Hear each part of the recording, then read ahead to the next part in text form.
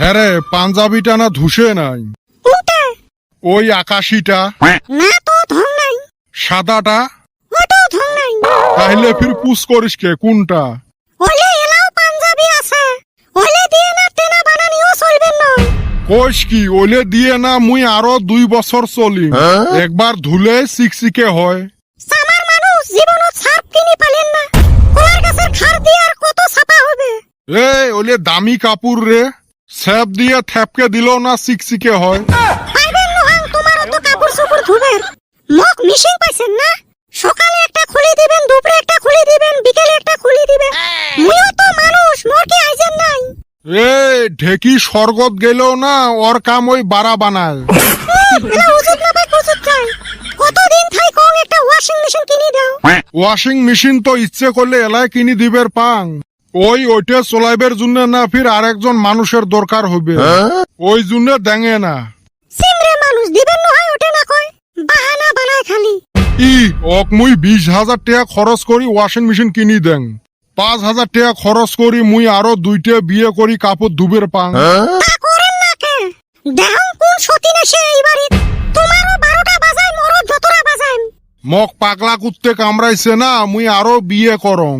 দজকটা দুনিয়াতে দেহার মোর ইচ্ছে নাই, একটা নিয়ে শান্তি থাকবে পাং না আরো 2টে। কি কোন শান্তি থাকবে পান না? তার মানে মুই কি তোমাক জ্বলাং? দিনে দিনে বুড়ে হন আর এলে তোমার কোতার সাইজ। এই যে আরেকটা ঢুটে আসেন, কি গরমের বন্ধ পড়ছে না নাই? খালি খাওয়ার টাইম তো বাড়িতে যায় আর সারা দিন ফাটা লেকচার মারি ঘুরি বেড়াইবে।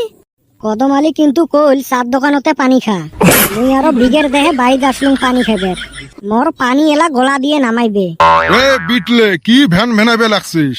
কই কিছু না, মুই যাং নাকি? কিসের যাং?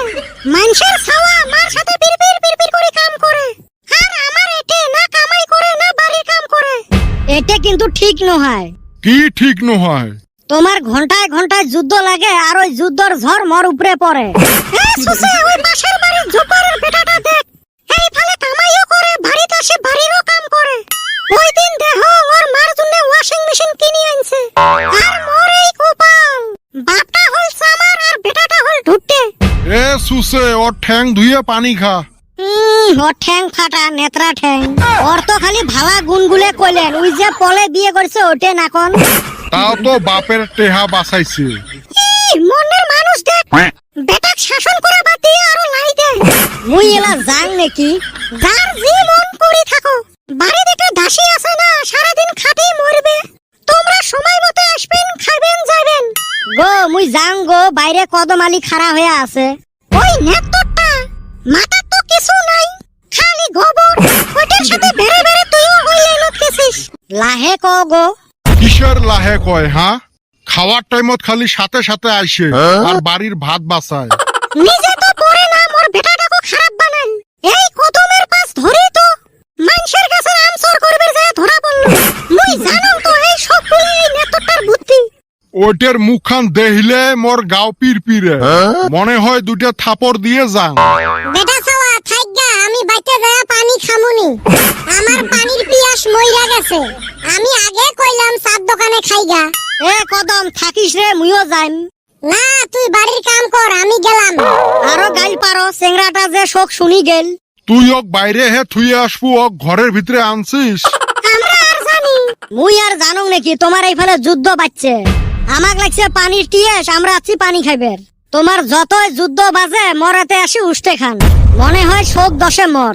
থাক পানি খাবেন নহাং। শোক দোষ এই মন্নের সামার মানুষটা।